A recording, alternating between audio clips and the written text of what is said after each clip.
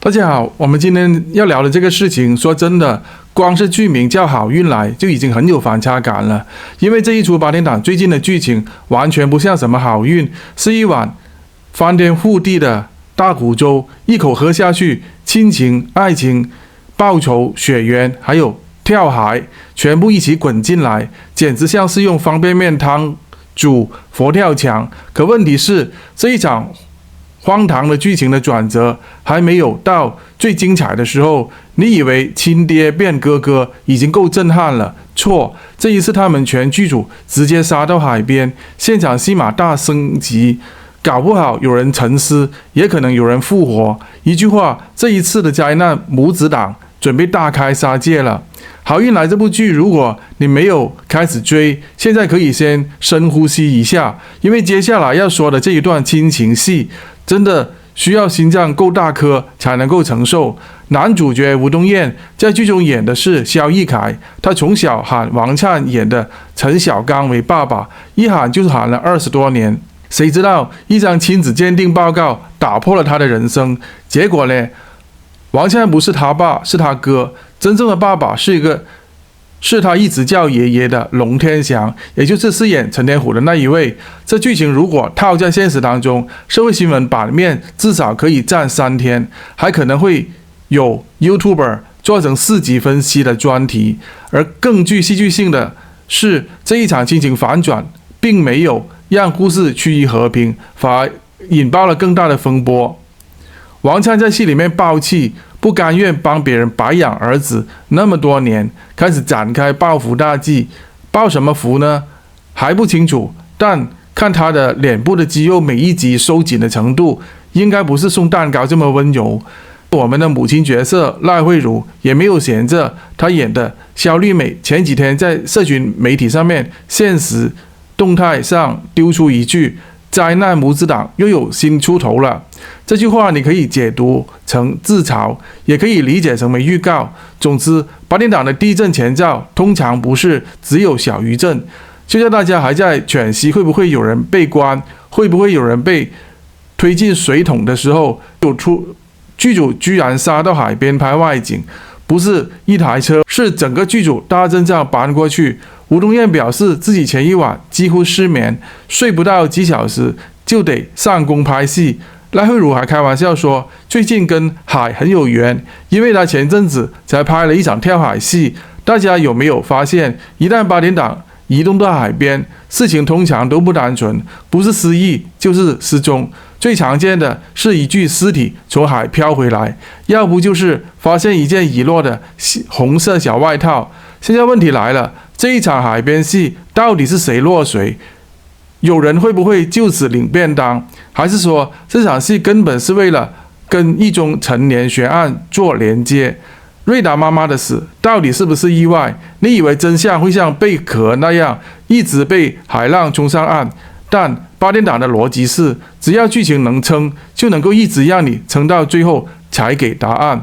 再想深一点，这种爸爸其实是爷爷，哥哥其实是爸爸的血缘反转戏码，其实在大华语地区的影视剧里面非常常见，不只是八点档这样搞，宫廷剧、偶像剧甚至搞笑剧也都爱用。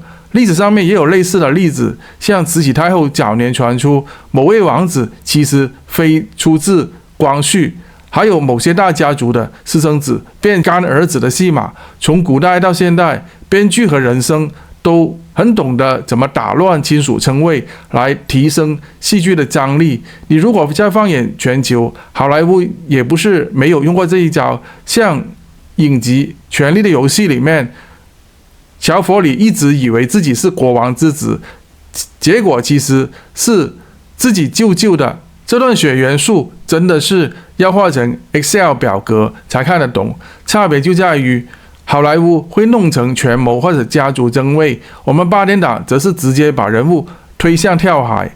不过话又说回来，这场海边戏虽然紧张兮兮的，幕后其实也有不少拍戏现场限定笑料，像吴东彦顶着熊猫眼拍戏，结果导演还要他演出满脸的恐惧，他自己就笑着说，导演我没睡，已经够惊恐了耶。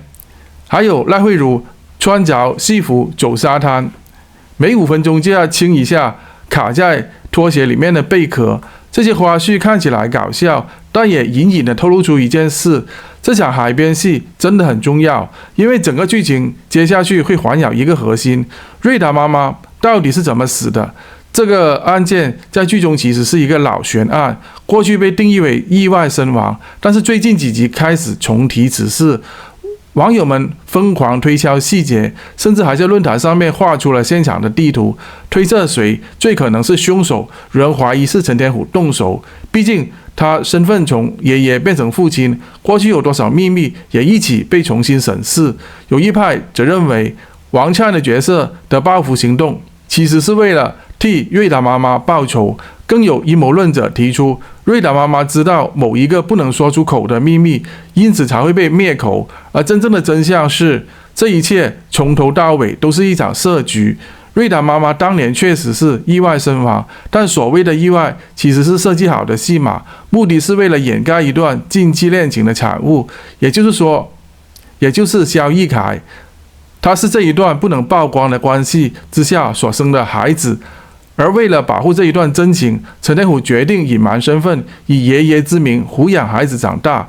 王灿的角色也因此愤怒爆发，不是因为被骗，而是因为这一切的负担，他都背在自己的身上。他爱这个弟弟，也爱瑞达妈妈，但爱到最后却换来了一个不能说的秘密。而赖慧茹饰演的萧丽美，则在这个事件当中成为一个变数。她知道真相，却选择沉默。你看完这一连串的关系线，会不会觉得八点档很狗血？是的，狗血，但狗血背后有真诚的情感，也有现实的写照。现实生活当中，也有很多人因为不该说的话、不该知道的秘密，活在谎言里面。等到真相曝光的时候，一切都已经太迟了。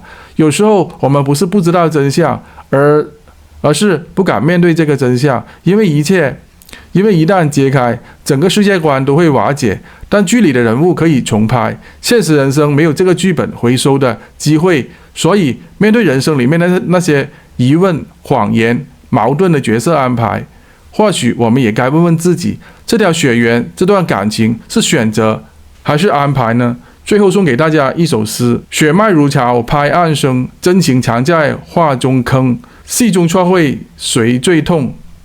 风子浪平眼才明。